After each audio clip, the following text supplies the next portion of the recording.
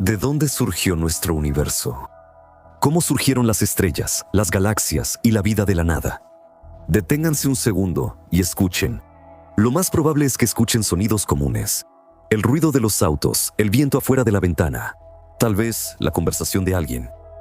Pero en este mismo segundo, muy lejos de la Tierra, en la oscuridad del espacio, están ocurriendo eventos tan poderosos que una sola de esas explosiones puede cambiar el destino de todo un sistema planetario.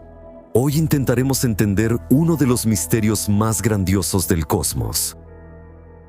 Donde sea que te encuentres ahora, escucha con atención. ¿Qué es exactamente lo que oyes? ¿El zumbido constante del aire acondicionado? ¿El rugido de los autos afuera de la ventana? ¿O tal vez los ladridos del perro del vecino? Todos estos son sonidos habituales de nuestro planeta, pero muy lejos de sus límites, justo ahora, existe una realidad completamente diferente. En el espacio profundo, en la oscuridad y el silencio, ocurren explosiones de una fuerza tan monstruosa que si sucedieran realmente, la humanidad probablemente dejaría de existir al instante.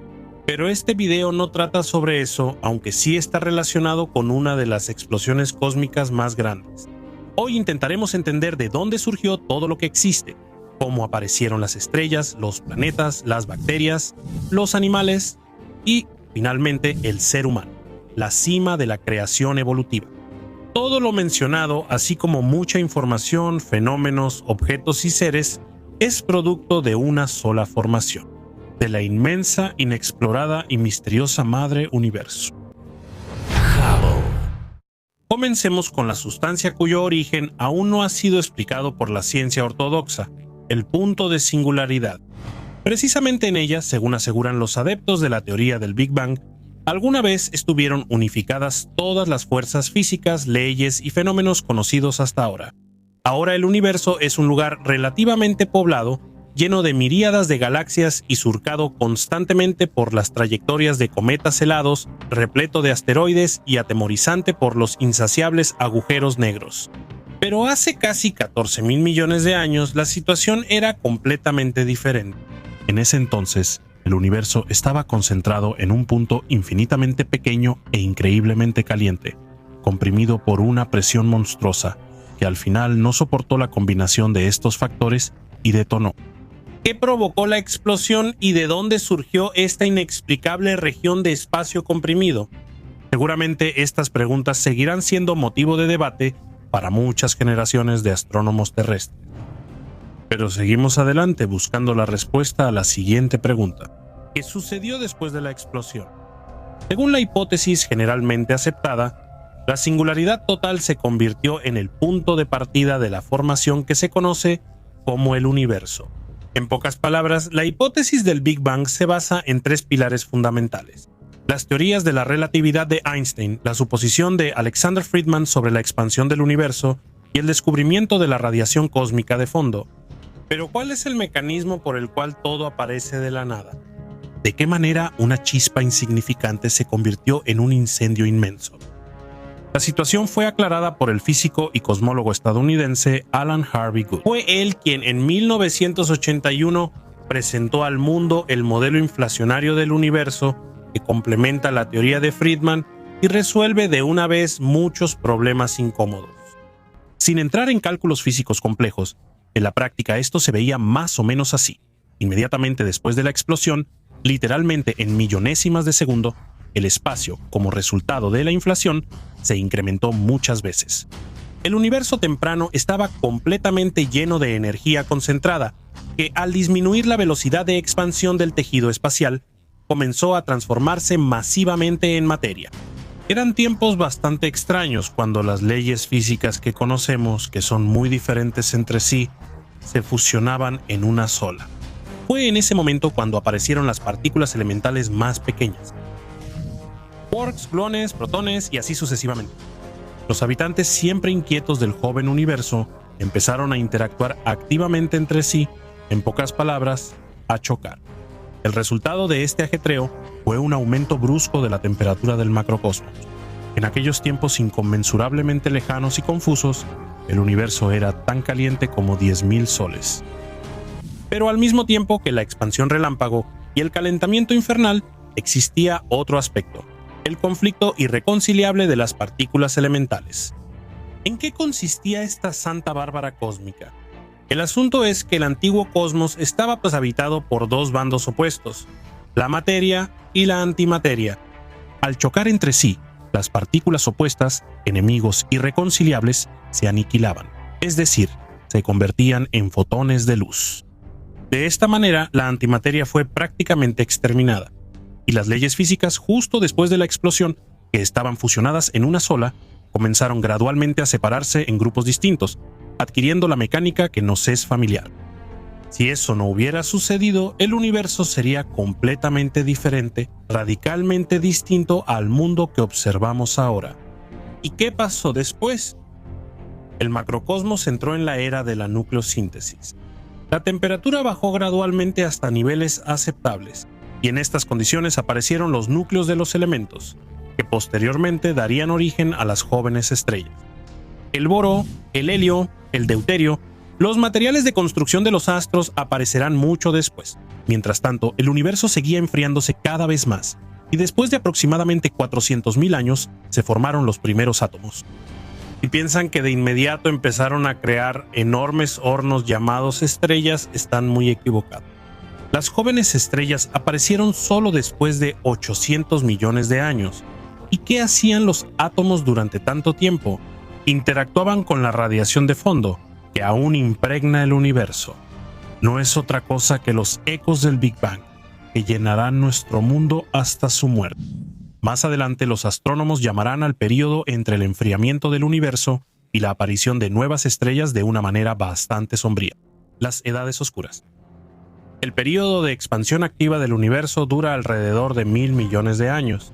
En este tiempo empezaron a aparecer estrellas, compuestas principalmente de los elementos más ligeros: helio, hidrógeno y litio.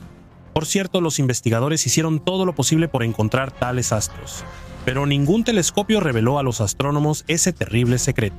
En el análisis espectral de las estrellas antiguas siempre se detectaban inclusiones de elementos pesados. Por eso, la pregunta de por qué no vemos los primeros objetos que aparecieron después del Big Bang sigue sin resolverse. Si todo se hubiera limitado a la formación de estrellas, no estaríamos hablando de ningún planeta. El universo simplemente brillaría en vano, como una serie de luces navideñas. Pero las estrellas se volvían cada vez más masivas y calientes, produciendo en sus hornos infernales elementos más pesados que el hidrógeno. Ahora los espectadores atentos exclaman: ¿pero de qué sirve eso si todos están dentro de las estrellas? Exactamente ninguno. Pero había un pero. Las estrellas gigantes, al alcanzar masas y temperaturas críticas, comenzaban a explotar, liberando al vacío una enorme cantidad de elementos pesados, como hierro, fósforo, sodio, calcio y otros. Estos eran las piezas de Lego cósmicas, de los cuales más tarde se formaron los planetas. Como se dice, es fácil contar un cuento, pero no tan fácil hacerlo realidad. Pasaron más de 7.000 millones de años hasta que, en la galaxia Vía Láctea, cerca de una enorme esfera de gas que llamamos estrella, a la que llamamos Sol, se formó un sistema planetario, donde uno de los objetos terminó en una posición excepcionalmente favorable en la llamada zona de ricitos de oro. En el planeta no hacía ni calor ni frío, por lo que los océanos podían moverse libremente sobre su superficie. Por suerte, para ese momento, la cantidad de basura espacial que quedaba tras la formación del sistema solar ya era cada vez menor. En consecuencia, los planetas ya no eran bombardeados constantemente desde el exterior, por lo que sus cuerpos rocosos se enfriaron y endurecieron poco a poco. Y aquí es donde llegamos al siguiente misterio sin resolver. En los océanos terrestres sin vida de alguna manera desconocida, surgieron bacterias anaerobias. No está de más preguntarle sobre esto a Dawkins. Y de inmediato empezaron a comportarse como dueñas, llenando la atmósfera rica en dióxido de carbono con átomos de oxígeno. Pasaron miles de millones de años y en la Tierra aparecieron organismos que respiraban la atmósfera enriquecida, reproduciéndose activamente tanto en el océano mundial como en la Tierra firme. La radiación solar que baña generosamente la Tierra resultó ser impotente, ya que los átomos de oxígeno, al unirse de 3 en 3, formaron ozono, un escudo confiable contra los rayos ultravioleta. Por cierto, vale la pena mencionar otro momento importante. ¿A qué elemento químico le debemos la increíble diversidad de la biosfera? Su Majestad el carbón. Son precisamente sus compuestos los que contribuyeron al surgimiento de formas de vida y al mantenimiento de los procesos vitales más importantes del planeta. Al final, recordemos que la aparición del ser humano en la Tierra estuvo acompañada de una serie de cataclismos, entre los cuales se encuentra la repentina extinción de los dinosaurios. ¿Quién sabe cómo habría sido la historia del origen de las especies si en el planeta todavía se escucharan los pasos pesados de enormes saurópodos y detrás de cada árbol saltaran feroces tiranosaurios? En esencia, vivimos dentro de un organismo en constante cambio, cuyo desarrollo no se detiene ni por un segundo. Es más, cada átomo del universo, incluyéndonos a nosotros, ha pasado por el prisma de la creación del macrocosmos y es su producto. El estudio del cosmos, como ninguna otra actividad, demuestra que en el mundo no hay nada imposible. La invasión de Godzilla, un ataque de asteroides, la tormenta magnética más fuerte en la historia del planeta, una explosión catastrófica de una supernova, alto. Pero esto lamentablemente no es una broma y la probabilidad de que ocurra este evento no se limita solo al año pasado. Al momento de crear este video, por supuesto, ninguna estrella ha explotado todavía, pero ¿cuál es la probabilidad de que esto no pueda suceder mañana? De verdad no es otra noticia falsa, sino un evento bastante probable. ¿De qué estrella estamos hablando? ¿Qué pasará con la Tierra y con todos nosotros si algo así sucede? Así que imaginemos, cerca de nuestro planeta ocurre una explosión de cierta estrella.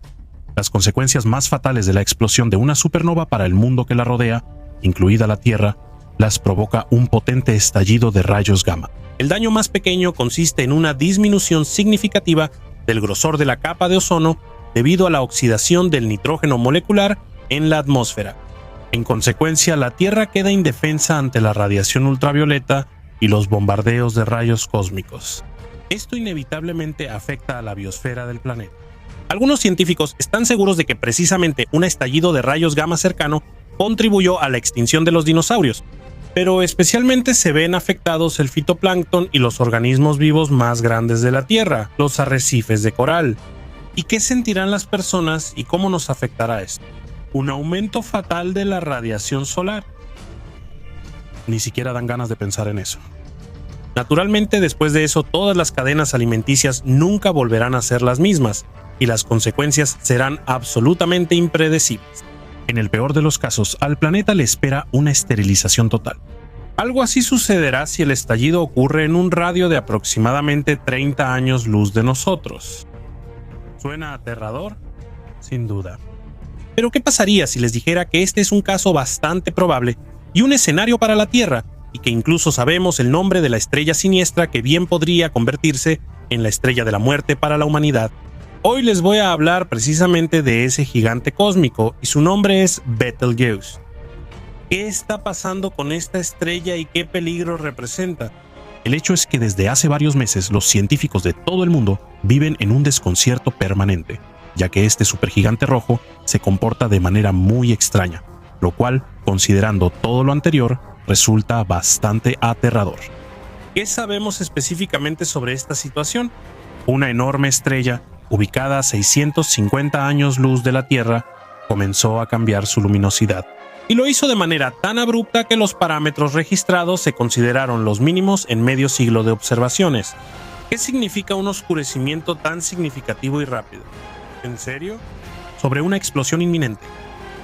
Para empezar, ¿qué sabemos sobre nuestra vecina Betelgeuse? Es una de las estrellas más brillantes de la constelación de Orión, o mejor dicho, lo era antes de que comenzara la época de inestabilidad. La estrella es muy brillante, incluso su luminosidad mínima es 80.000 veces mayor que la del Sol. La diferencia máxima llega hasta 105.000 veces. Si colocamos este monstruoso astro en el centro del sistema solar, con su tamaño máximo estimado, alcanzaría la órbita de Júpiter. Betelgeuse es aproximadamente 17 veces más masiva que el Sol, pero su volumen realmente asusta. Es 300 millones de veces mayor que el del Sol. Al mismo tiempo, el diámetro de Betelgeuse cambia significativamente durante sus pulsaciones. A veces es 500 veces el del Sol y en ocasiones llega hasta 800. Nos imaginamos a los gigantes rojos como enormes esferas de forma relativamente regular, compuestas de plasma incandescente y gases. Pero en realidad no es exactamente así.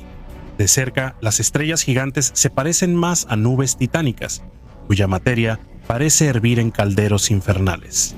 El proceso realmente es similar a la ebullición, ya que el astro está compuesto por células convectivas que en Betelgeuse son varias veces más grandes que las del Sol. Pero ¿por qué la estrella cambió su luminosidad de manera tan abrupta? ¿Acaso este comportamiento inestable es un presagio de una explosión inminente?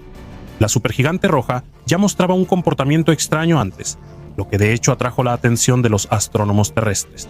Durante mucho tiempo, Betelgeuse perdió gas atmosférico de manera intensa y cambiaba su luminosidad, aunque claro, no de manera tan drástica como ahora. Quizá esto significa que no hay nada que temer y que hoy simplemente estamos presenciando otro periodo de inestabilidad. Lamentablemente no. Muchos astrónomos están seguros de que Betelgeuse realmente se está preparando para explotar, y este sorprendente acontecimiento podría ocurrir durante nuestra vida, y no dentro de 100.000 años como se pensaba antes. Esa es una conclusión bastante lógica. La estrella cambia su luminosidad y se contrae, lo que significa que está colapsando y preparándose para la detonación. ¿O hay otras razones? Una de esas fue planteada por científicos en 2009. Los astrónomos creen que las pulsaciones registradas no se refieren tanto a la propia Betelgeuse, sino más bien al disco de gas y polvo que la rodea. Dicen que es precisamente su estado variable lo que observamos con mayor frecuencia a través de los telescopios. ¿Es posible atribuir todas estas metamorfosis a esto? No, porque la estrella es única a su manera. Los astrónomos tienen la oportunidad de estudiar directamente la superficie de Betelgeuse, que ha cambiado mucho en el último año.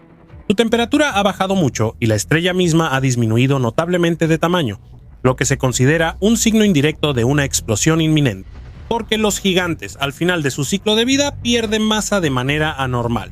Además, como alternativa, los científicos están preparando a la humanidad para el hecho de que, en este momento, una nube de polvo expulsada por una estrella agonizante se dirige hacia nosotros a una velocidad increíble. ¿Cómo mueren las estrellas supermasivas? Según los modelos generalmente aceptados, los escenarios de su muerte están bastante detallados. El principio del fin consiste precisamente en el cambio de su luminosidad, tamaño y masa. Esto sucede porque el hidrógeno se agota y las reacciones nucleares mismas se apagan. Estos escenarios varían un poco. Las estrellas que no son demasiado grandes terminan su vida como enanas blancas, amarillas y marrones. Las supermasivas, después de la explosión, se convierten en estrellas de neutrones o agujeros negros. ¿En qué se reencarnará Betelgeuse después de su muerte? Por su masa, que es 17 veces mayor que la del Sol, perfectamente podría convertirse en un agujero negro que absorba todo a su alrededor. Un escenario así representa un peligro adicional para la Tierra, ya que actualmente el agujero negro más cercano está a 28.000 años luz de nosotros, en el mismo centro de la Vía Láctea, y el que nazca de Betelgeuse podría estar literalmente justo a nuestro lado. ¿Qué pasará si la explosión realmente ocurre? Por supuesto, si el Sol muriera, nuestro sistema planetario sería inevitablemente destruido. Pero Betelgeuse, como ya se mencionó, está aproximadamente a 650 años luz de la Tierra. Por lo tanto, las consecuencias no serán tan notables y comenzarán con efectos visuales. Betelgeuse se convertirá en la estrella más brillante del cielo, eclipsando a la Luna, y será visible incluso durante el día. Dado que explosiones similares cerca de nuestro planeta ocurren con una periodicidad notable, aproximadamente una vez cada 240 millones de años, se sabe que, entre otras consecuencias, la temperatura en la Tierra puede aumentar considerablemente. Naturalmente, esto afectará negativamente la vida de la humanidad. Pero también hay una buena noticia. Si suponemos que Betelgeuse explota justo ahora, tomaría 6 millones de años antes de que la onda de choque llegue al sistema solar. Sin embargo, este evento permitirá a los astrónomos aprender mucho sobre la vida y la muerte de las estrellas, lo que servirá como base para futuras investigaciones. Y todavía es demasiado pronto para sacar conclusiones, ya que en esencia hemos estado observando a Betelgeuse solo por unos pocos siglos, lo cual no es nada comparado con la edad de la estrella. Por cierto, hablando de la edad, es posible que lo estemos sobreestimando y que Betelgeuse sea mucho más joven que 8.5 millones de años, Según una de las hipótesis, en algún momento fue expulsada de la Asociación de Orión, Группы горячих гигантских светил. y una segunda estrella se convirtió en su compañera, mucho más pequeña. Con el tiempo, Betelgeuse absorbió a su compañera y poco a poco se rejuveneció con el material fresco de su compañera estelar. En cualquier caso, la estrella pertenece a las variables, es decir, a objetos cuya luminosidad cambia con el tiempo. Por lo tanto, lo más probable es que otra sensación, igual que la humanidad no la presenció en el sufrido 2020, tampoco la presenciará en 2021. Tal vez, afortunadamente, solo se sabe una cosa con certeza: Betelgeuse explotará con un 90% de probabilidad, pero hasta ese momento pasarán más de 1000 años. Vivimos en una época verdaderamente histórica en la que ocurren muchos acontecimientos que sin duda entrarán en los libros de historia. Pero si estamos acostumbrados a que detrás de esto normalmente haya algo malo, como guerras o la pandemia que ya lleva más de un año recorriendo el mundo, hace unos días ocurrió algo que se puede llamar con toda honestidad un avance histórico y un gran paso para toda la humanidad, de la humanidad en general y del ámbito espacial en particular. El 18 de febrero de 2021 se convirtió en un día realmente memorable. Se completó con éxito algo que millones de personas estuvieron siguiendo durante medio año. El rover Perseverance, o dicho de otra manera, Perseverancia, finalmente terminó su viaje hacia la superficie del planeta rojo, y ese día a las 23:55 hora de Moscú, todos finalmente pudieron respirar aliviados. A Perseverance se le puede llamar con razón el corazón de la misión, Mars 2020 de la NASA. El increíble rover despegó de la costa de Florida en un cohete Atlas V el 30 de julio de 2020. El rover logró aterrizar cuidadosamente en el cráter de impacto Jezero, ubicado al oeste de la llanura Isidis, cerca del borde oriental de Syrtis Mayor. Es interesante que el propio cráter era un lago en la época en que se estaba formando el sistema de valles fluviales en Marte. El propio nombre Jezero se traduce como lago y está presente en muchos idiomas eslavos como el serbio o el esloveno. Su nombre, que en ruso significa perseverancia, el rover lo recibió gracias a un concurso nacional estudiantil. El maravilloso y orgulloso nombre fue ideado por Alex Messer, quien en ese momento era un estudiante de séptimo grado en la escuela secundaria Lake Braddock en Burke, Virginia. Perseverancia es una palabra fuerte, dijo Thomas Zurbuchen, administrador adjunto de la Dirección de Misiones Científicas de la NASA, en marzo de 2020 durante la ceremonia de nombramiento del rover. Se trata de lograr avances a pesar de todos los obstáculos. Y el propio lanzamiento del rover ya fue una demostración impresionante de esa perseverancia y la habilidad para superar obstáculos. Espero que recuerden que llegar a Marte no es tan fácil, y no se trata solo de la distancia. Existe lo que se llama una ventana de oportunidad, un momento en el que la distancia entre la Tierra y Marte se reduce al mínimo. Estas ventanas solo aparecen una vez cada 26 meses para las misiones a Marte. Por eso la NASA estaba decidida a lanzar el rover desde la Tierra a tiempo. Esta ya es una tarea complicada de por sí, que se volvió aún más difícil por la pandemia de coronavirus, la cual obligó a revisar los protocolos de ensamblaje y prueba del equipo, así como la seguridad del equipo. Pero ¿saben qué? ¡Lo lograron! El rover aterrizó con éxito y ya incluso envió 2 imágenes a color desde la superficie de Marte. La primera es una selfie de su rueda.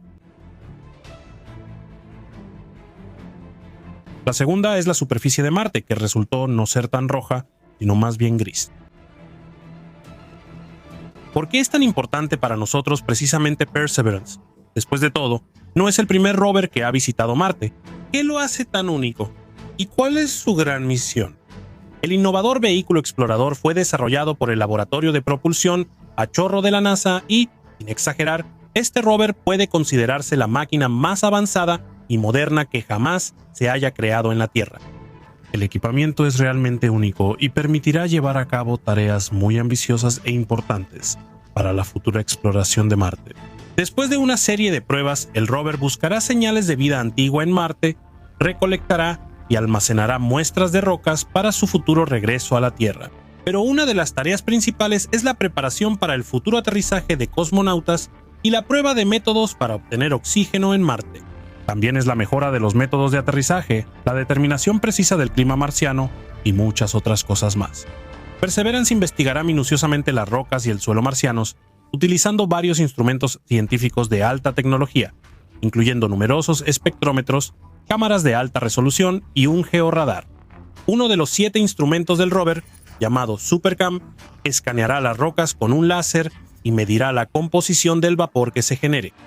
Usando un taladro en el extremo de su largo brazo robótico, Perseverance recolectará alrededor de 40 muestras de las áreas más prometedoras y las sellará en tubos especiales. Luego, este material será traído a la Tierra como parte de una campaña conjunta de la NASA y la Agencia Espacial Europea, posiblemente ya en el año 2031. Otra innovación revolucionaria fue la inclusión de un vehículo aéreo robótico no tripulado que recibió el nombre de Ingenuity.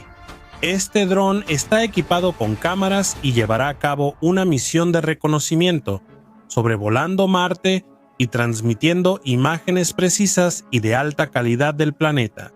Al igual que otros rovers de la NASA, el Perseverance de 6 ruedas está en gran medida modelado a partir de su predecesor, el rover Curiosity, que aterrizó en el cráter Gale en Marte en agosto de 2012 y hasta ahora sigue funcionando, pero tiene innovaciones sorprendentes que abren posibilidades completamente nuevas para la humanidad. Perseverancia es unos cuantos centímetros más largo que Curiosidad y, con un peso de 1025 kilogramos, es casi 136 kilogramos más pesado. El conjunto de instrumentos científicos de los dos rovers también es bastante diferente, pero ambos rovers tienen la misma estructura básica y el mismo tipo de fuente de energía nuclear, y usaron la misma estrategia para aterrizar de manera segura en el planeta rojo. ¿Te interesan los números, las estadísticas?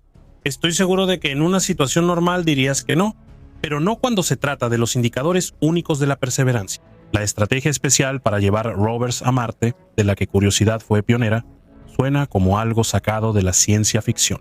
Perseverancia entró en la atmósfera de Marte a una velocidad de aproximadamente 19.500 km por hora y, después de unos minutos, desplegó un paracaídas de 20.5 metros de largos, continuando moviéndose a una velocidad superior a la del sonido. Pero el aire marciano es solo un 1% más denso que el de la Tierra, así que el paracaídas no pudo desacelerar el rover lo suficiente para un aterrizaje seguro. Por eso, Mars 2020 utilizó una grúa celestial propulsada por cohetes, que bajó el vehículo marciano a la superficie con cables y luego voló a una distancia segura para aterrizar de emergencia. Para alegría de todos, la NASA recibió el mensaje de que Perseverancia aterrizó con éxito el 18 de febrero a las 3:55 hora del este. Recordemos que eso es a las 23:55 hora de Moscú, aproximadamente 11 minutos después de que el aterrizaje realmente ocurrió. Actualmente ese es el tiempo que se necesita para transmitir señales desde el planeta rojo hasta la Tierra. Esta noticia provocó celebraciones entusiastas en el laboratorio de propulsión a chorro en el sur de California, que dirige la misión Marte 2020. Sin duda, a la emoción general se sumó una buena dosis de alivio, ya que el éxito de hoy estaba lejos de estar garantizado. Durante décadas, solo alrededor de la mitad de las misiones a la superficie de Marte han logrado completarse con éxito, y el lugar de aterrizaje de la Perseverancia en el fondo del cráter G0 puede ser bastante peligroso debido a sus rocas, dunas de arena y campos de rocas. Los especialistas de la NASA lograron lo casi imposible. La elipse de aterrizaje del rover era de solo 0.7 por 0.6 kilómetros, en comparación con 7 por 12 kilómetros, en Minsk,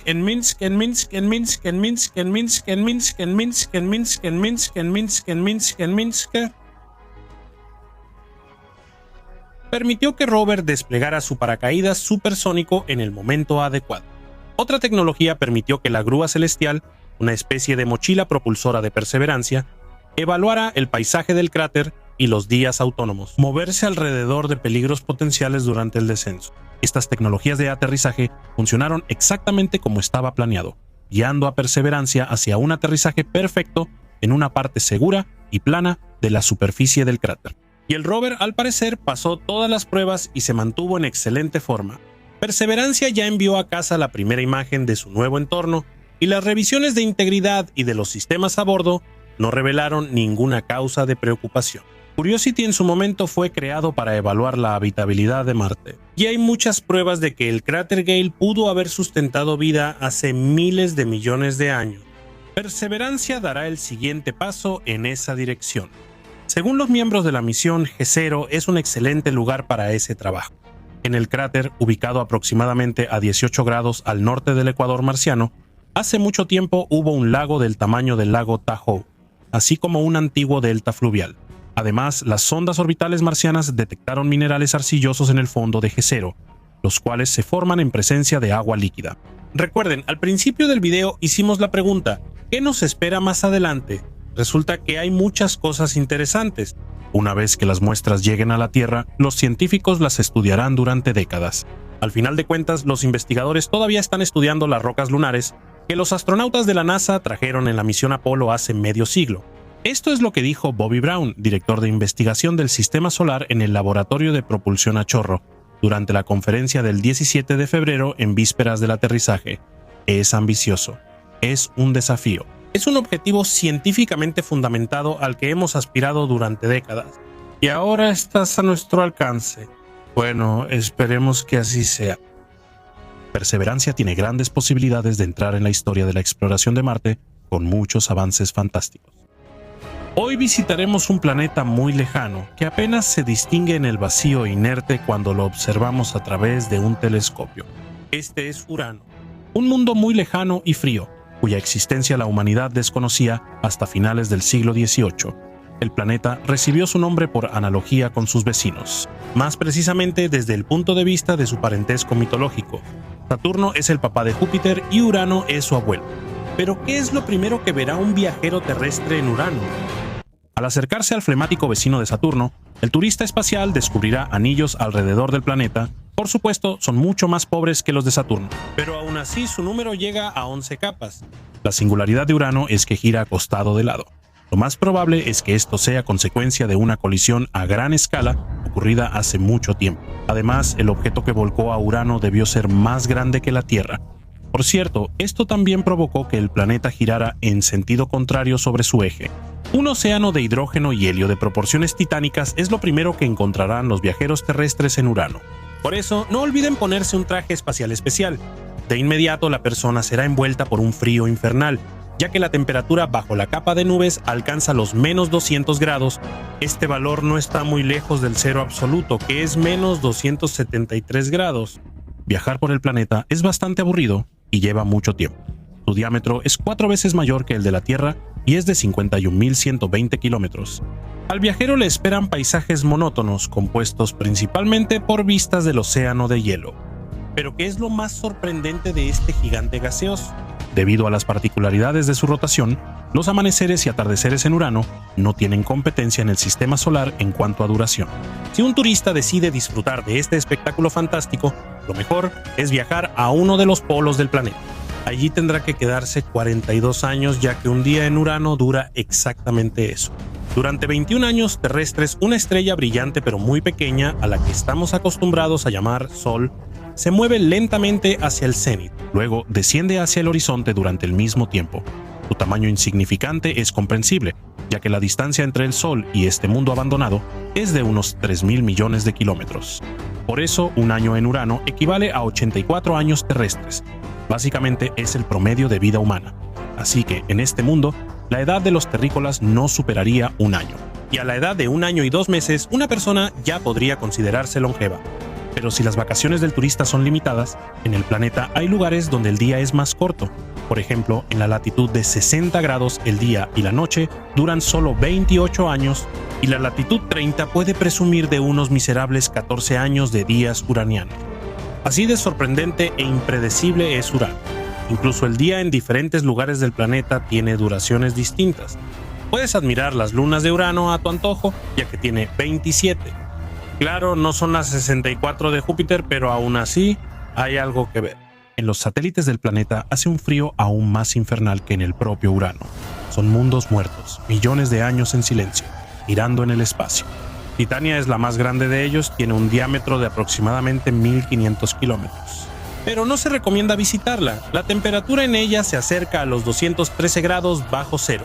El hielo del que está compuesta se ha convertido, por el frío extremo, en un mineral sólido parecido al diamante. Al salir de Urano, no olvides dejar ahí una moneda para asegurarte de regresar a este asombroso mundo. Y no olvides suscribirte a nuestro canal y sorprenderte con los conocimientos de los demás. Un gran like en este video acelerará el estreno de los próximos episodios. Viaja con nosotros, estamos descubriendo el universo de una manera nueva.